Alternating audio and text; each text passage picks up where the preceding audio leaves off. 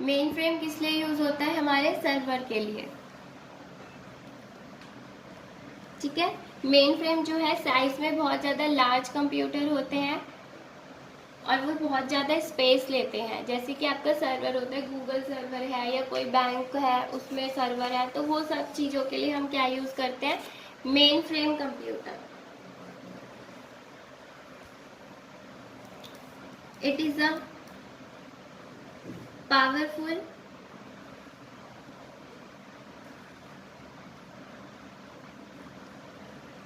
multi-user computer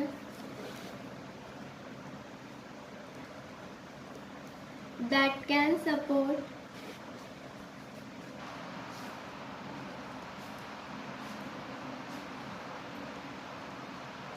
thousand users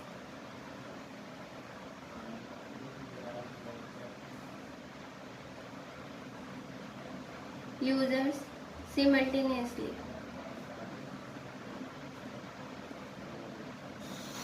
okay, मतलब क्या है? ये मल्टीपल जो है मल्टी यूजर कंप्यूटर है। Powerful multi user computer means, multi user का मतलब क्या होता है कि जब एक टाइम पे बहुत सारे यूजर्स जो हैं वर्क कर रहे हैं, और सिंगल यूजर मीन्स कि जब एक ही यूजर जो है कंप्यूटर पर या सिस्टम पर काम कर रहा है। अब मेन फ्रेम क्या होता है? वो एज अ सर्वर होता है, जहाँ पे हम सर्वर का सेटअप करते हैं, वहाँ हम मेन फ्रेम कंप्यूटर यूज़ करते हैं। तो वहाँ पे एक टाइम पे हम क्या करते हैं? बहुत सारे यूजर्स जो है रिक्वेस्ट सेंड करते हैं। ओके, वहाँ से डाउनलोडिंग कर रहे हैं या कुछ अपलोड भी अगर हम कर रहे हैं, तो हम एक ही टाइम पे बहुत ज़्यादा यूज़र यानी थाउजेंड्स यूज़र या लैक्स यूजर्स जो है वो काम करते हैं। तो it is a powerful multi user computer that can support thousands users simultaneously, यानी एक साथ काम करते हैं।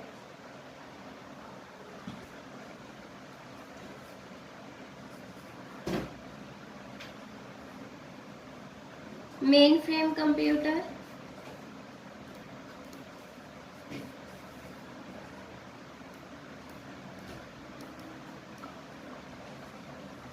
can also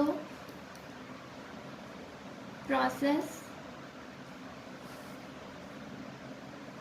data at very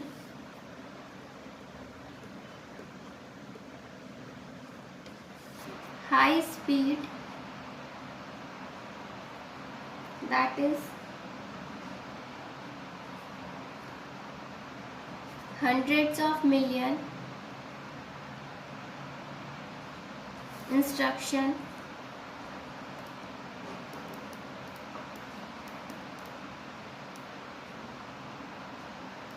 per second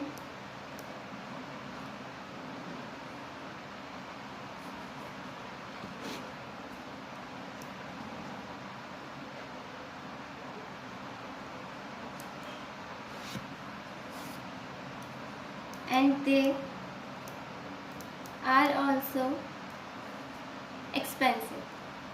obvious है, जब लार्ज है सर्वर की तरह हम इसे ट्रीट कर रहे हैं तो ये बहुत ज़्यादा एक्सपेंसिव होता है। मेन फ्रेम कंप्यूटर क्या है? Can also process data at very high speed, यानी बहुत ज़्यादा हाई स्पीड से काम करता है कि मिलियंस इंस्ट्रक्शंस जो है वो एक साथ एग्जीक्यूट कर रहा है। जब मल्टी यूजर्स वर्क कर रहा है तो वो एक साथ बहुत सारे इंस्ट्रक्शंस दे रहे होंगे, जो भी उन्हें ऑपरेशन परफॉर्म करना है या कोई डेटा फैच करना है, कुछ भी करना है। तो इसके लिए जब multi user thousands of user जो है एक साथ वर्क कर रहे हैं, तो ऑब्वियसली बहुत सारी इंस्ट्रक्शंस हैं, मिलियंस ऑफ इंस्ट्रक्शंस जो है वो सेंड कर रहे हैं। तो मेन फ्रेम कंप्यूटर जो होता है वो बहुत ज़्यादा, उसकी जो स्पीड होती है वो हाई होती है। दैट्स वाई कि वो क्या है? एक्सपेंसिव है, बहुत ज़्यादा महंगा होता है।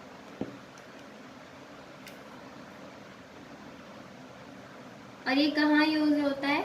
Normally in banking, airlines and railway etcetera. Server पे क्या होता है? मोस्टली हमारा डेटा रिकॉर्ड होता है। तो हर, जैसे बैंक हो गया, एयरलाइंस है या रेलवे है या कोई भी अदर डिपार्टमेंट्स होते हैं जो गवर्नमेंट डिपार्टमेंट होते हैं या अलग से कोई कंपनी, तो इन सब के क्या होते हैं? वो अपने सर्वर को सेटअप करते हैं, अपना सर्वर अलग रखते हैं। कि बैंक क्या है? बैंक में एक प्राइवेट डेटा होता है, सबका इम्पॉर्टेंट डेटा होता है। तो उसके लिए क्या करते हैं, वो अपना खुद का अपना पर्सनल सर्वर रखते हैं, जिससे कि वो अपनी जो इंफॉर्मेशन है उनको सॉरी अपनी इंफॉर्मेशन को जो है वहां पर सेव करके रख सके।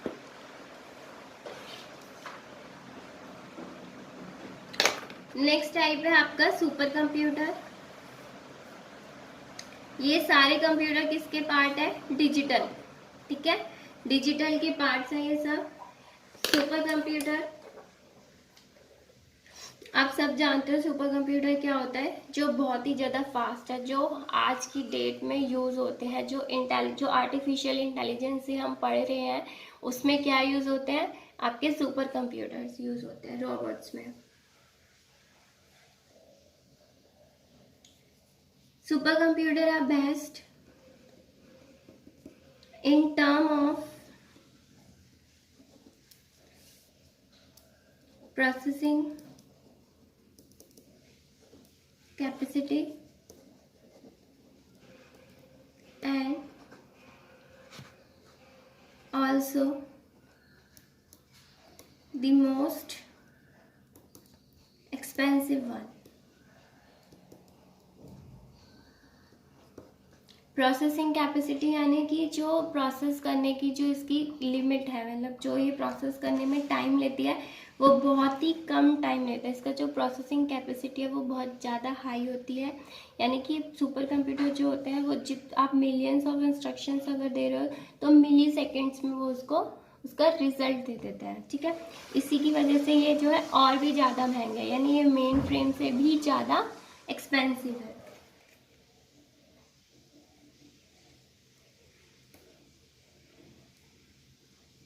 It is extremely fast computer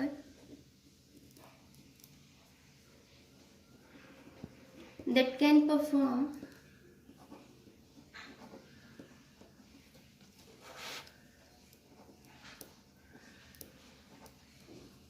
hundreds of million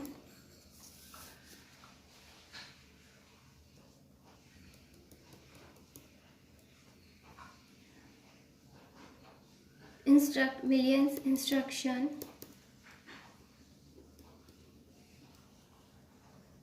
पर सेकेंड।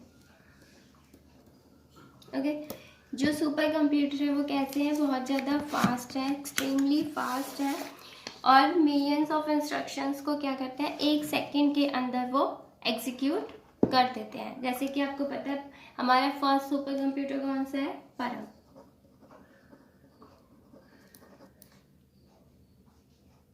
ओके, नेक्स्ट टॉपिक है आपका कैरेक्टरिस्टिक्स ऑफ कंप्यूटर।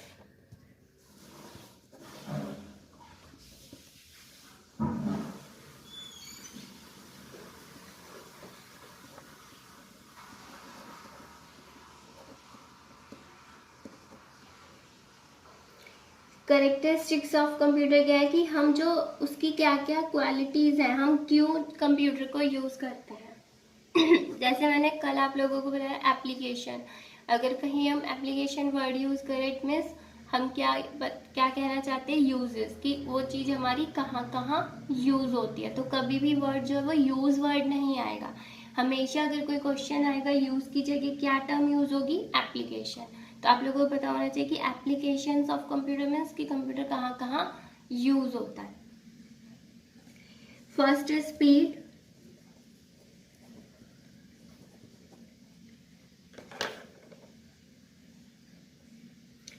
ये आप सबको पता है कि जो कंप्यूटर उसकी स्पीड जो है वो बहुत हाई है, मतलब मिलियंस ऑफ इंस्ट्रक्शंस जो है वो मिली सेकेंड्स में जो है उन्हें सॉल्व कर देता है या प्रोसेस करता है। तो computer works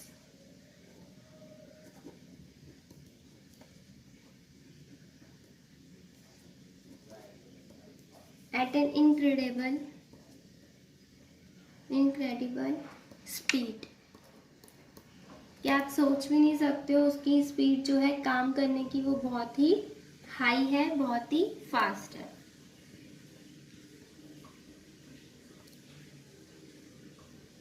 a powerful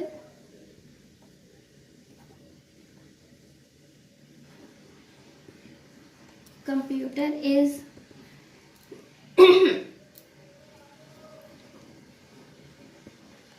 is capable of performing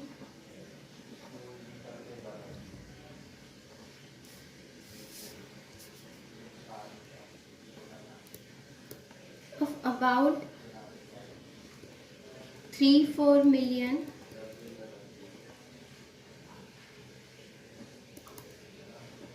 simple instructions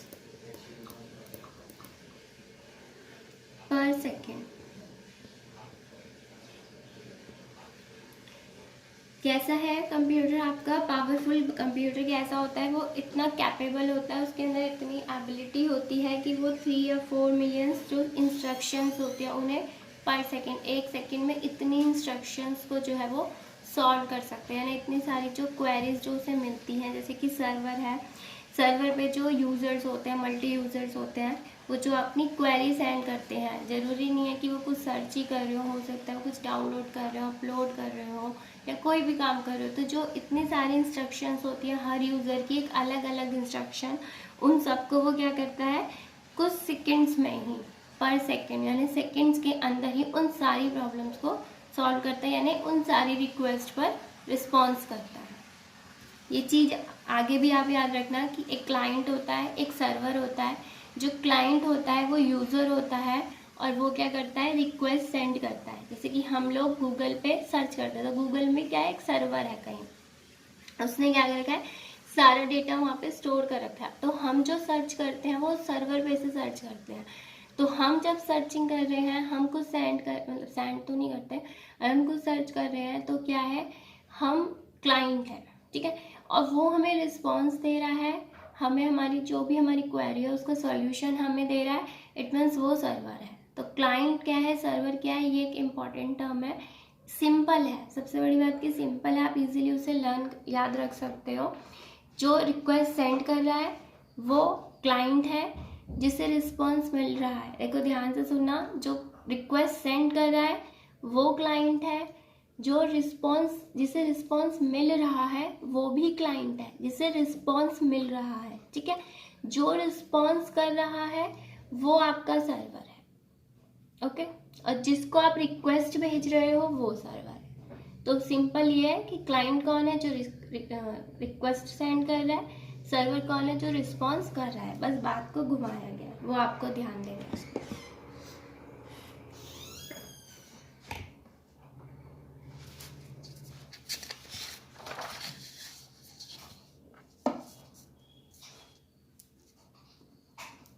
it can perform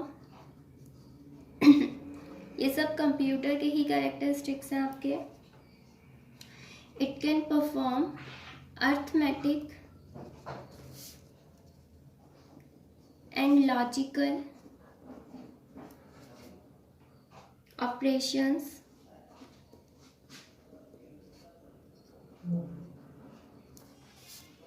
with in fraction.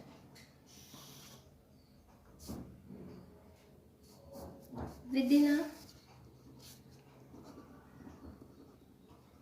fraction of second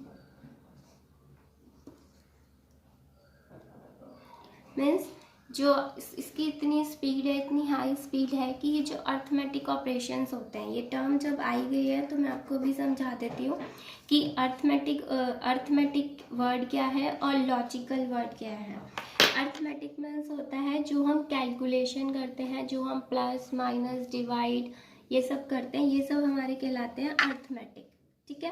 plus minus divide multiply ये सब क्या है आपके अर्थमेटिक ऑपरेशंस होते हैं। कोई भी कैलकुलेशन चाहे हम इस तरह से करें 10 + 20 - 30 डिवाइड बाय 2, तो ये सब क्या है अर्थमेटिक ऑपरेशंस है।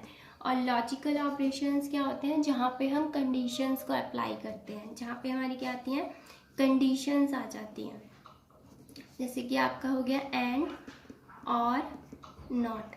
आप अब ये मत इतना डीप में मत जाओ कि एंड कैसे वर्क करता है और कैसे वर्क करता है और नॉट कैसे वर्क करता है, ये आपका लिए इम्पॉर्टेंट नहीं है। आप सिर्फ ये याद रखो कि लॉजिकल ऑपरेशंस होते क्या है जहाँ पे एंड और नॉट ये 3 टर्म आपकी यूज़ होती हैं। इट मीन्स वो क्या है लॉजिकल ऑपरेशन। ठीक है, सिर्फ इतना याद रखो, आपसे ये नहीं पूछा जाएगा एमसीक्यू में कि एंड की क्या फंक्शनिंग है, और की क्या फंक्शनिंग है, या नॉट की क्या फंक्शनिंग है। अगर आएगा तो सिर्फ इतना आएगा कि इसमें से कौन सा जो है आपका लॉजिकल ऑपरेशन है या नहीं है, ये पूछ लेंगे। या अर्थमेटिक ऑपरेशंस कौन से हैं इसमें से, पास इतना पूछ लेंगे। अर्थमेटिक ऑपरेटर, एक वर्ड यूज होता है इसमें, ऑपरेटर। ये सब क्या होते हैं हमारे ऑपरेटर्स, जो ये प्लस माइनस डिवाइड है, एंड, और इन सब को ऑपरेटर कहते हैं। ठीक है, अर्थमेटिक ऑपरेटर या फिर लॉजिकल ऑपरेटर।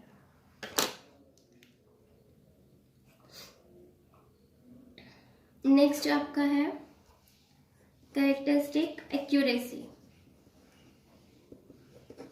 एक्यूरेसी मीन्स कि आपने कुछ इनपुट दिया, प्रोसेस हुआ मिली सेकेंड्स के अंदर, एंड देन आपको रिजल्ट मिल गया। ठीक है, रिजल्ट तो मिल गया, बट आपका रिजल्ट कितना करेक्ट है ज़रूरी नहीं है। जैसे कि अभी तो हम लोग नॉर्मली सॉन्ग प्ले कर रहे हैं, मूवी देख रहे हैं, कुछ नॉर्मली एक रिपोर्ट बना ली, ये सब काम हम करते हैं।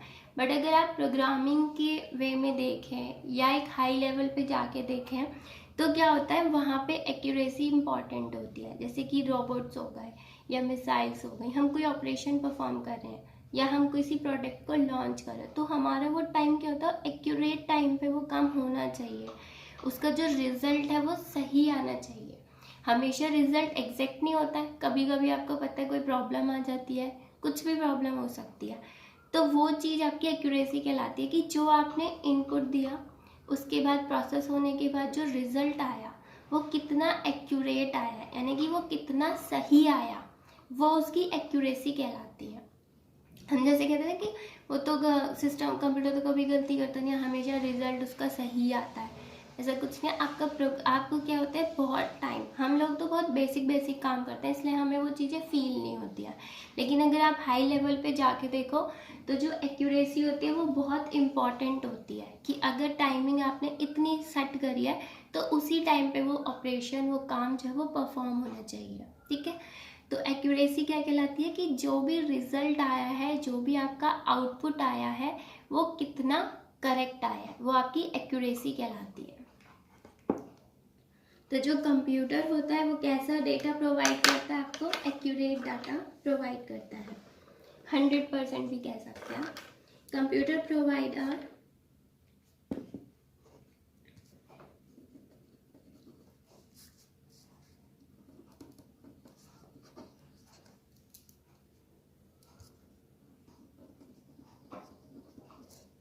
provide a high degree of accuracy।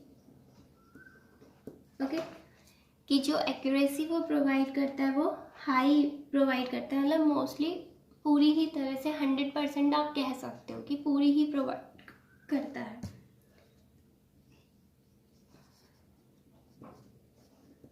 Computers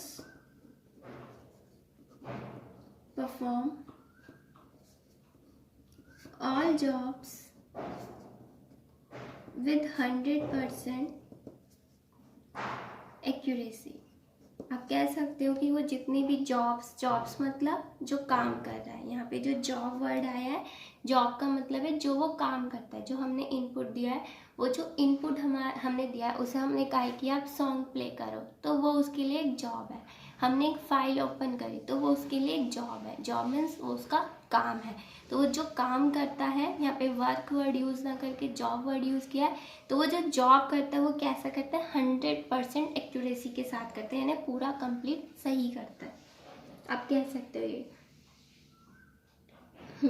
अब सबसे ज़्यादा इम्पॉर्टेंट जो लाइन है, स्टेटमेंट है, वो ये है कि जो कंप्यूटर होता है उसकी जो एक्यूरेसी है कि वो कितना सही काम करेगा, एग्जैक्ट काम करेगा, वो उसके प्रोसेसर के ऊपर डिपेंड करता है कि आपका सीपीयू में आपने कैसी हार्ड डिस्क है, रैम कैसी है, प्लस मेन प्रोसेसर आपने उसका कौन सा यूज़ करा। Degree of accuracy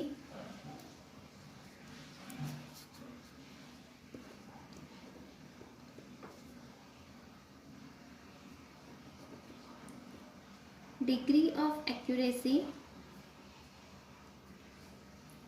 of a computer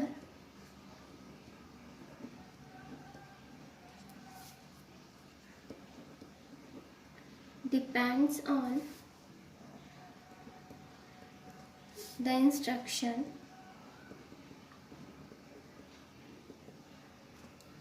and processor type. Means क्या कह रहे हैं कि डिग्री ऑफ एक्यूरेसी, डिग्री मतलब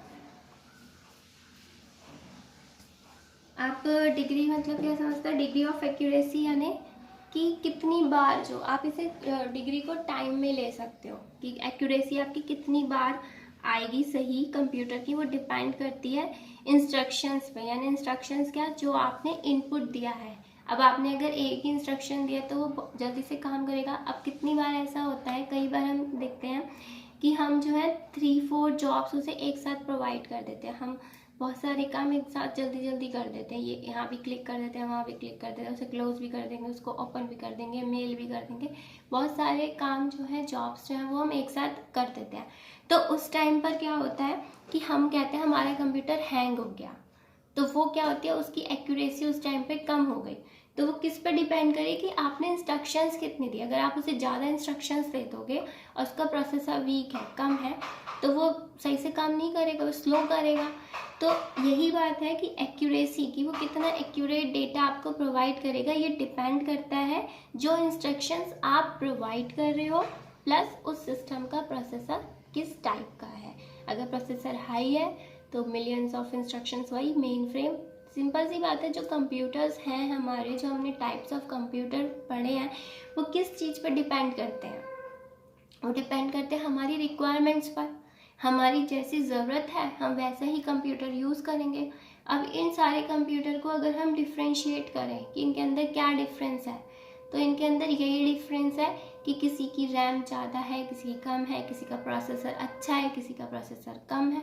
और वो क्यों है, वो कम, अगर प्रोसेसर किसी की प्रोसेसिंग टाइम ज़्यादा अगर है तो वो कम क्यों है, क्योंकि हमारी रिक्वायरमेंट्स कम है।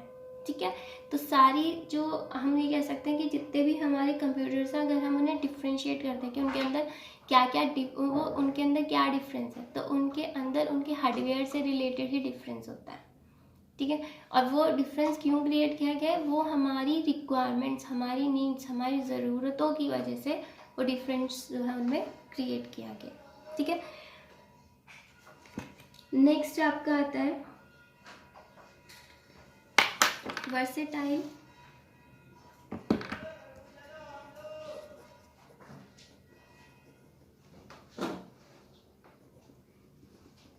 वर्सेनिटी, अब इसका मीनिंग क्या है, it can perform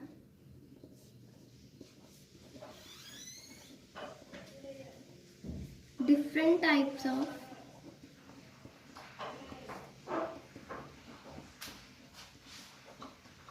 task easily,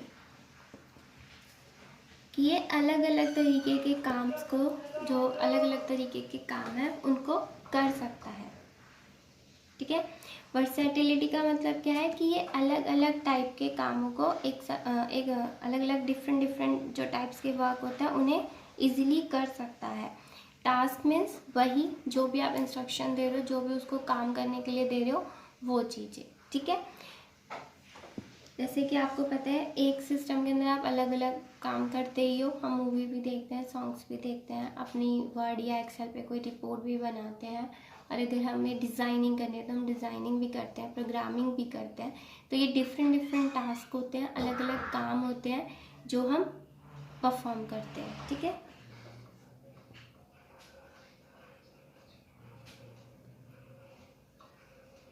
next है आपका 4th type, power of remembering.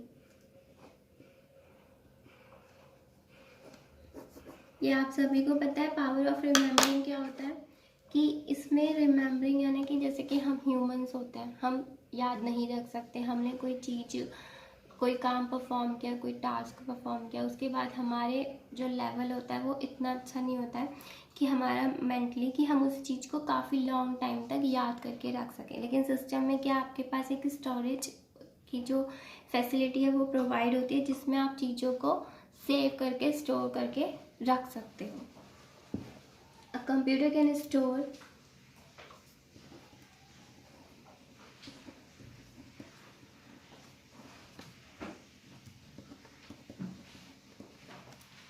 A computer can store and recall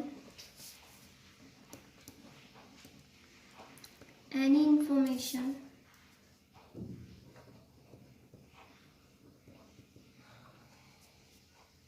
because it has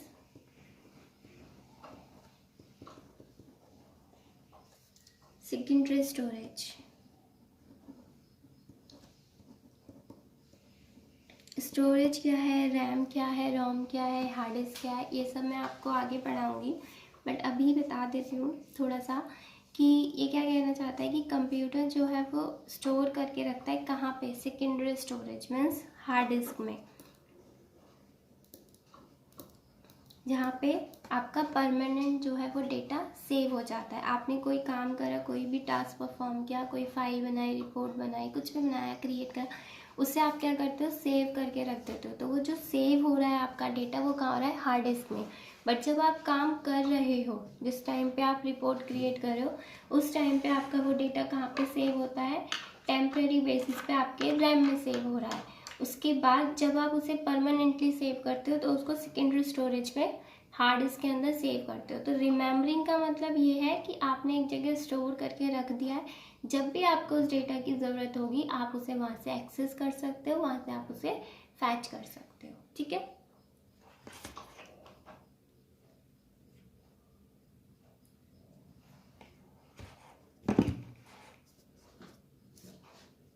next है आपका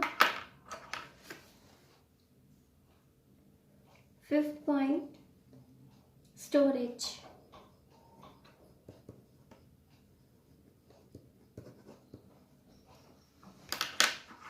स्टोरेज में जहाँ पे हम डेटा को स्टोर करके रखते हैं, large volume of data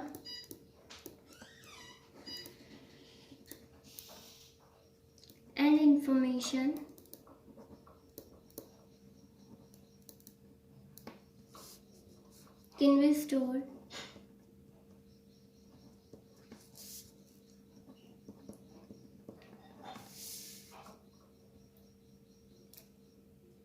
can be stored in a computer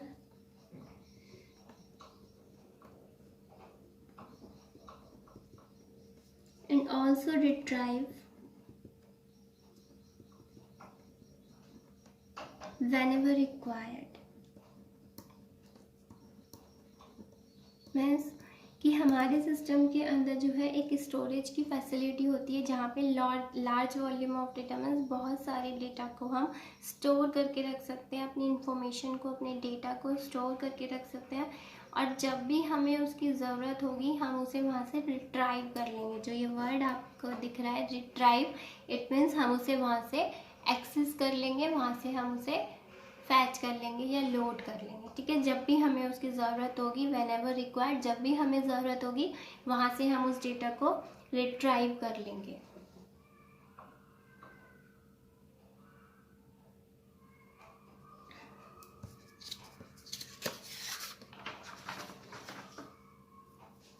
next point, computer has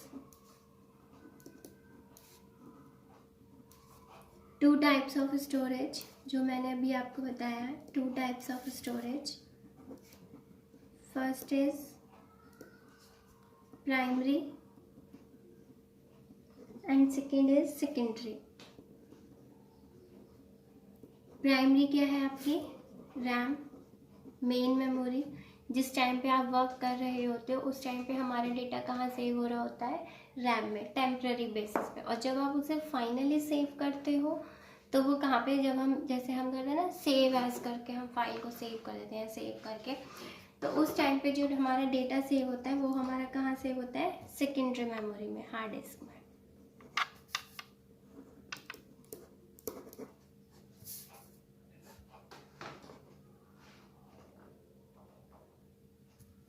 in primary memory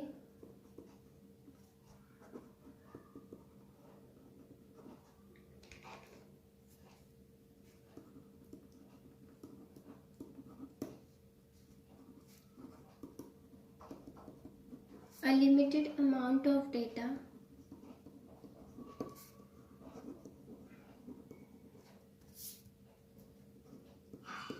can be stored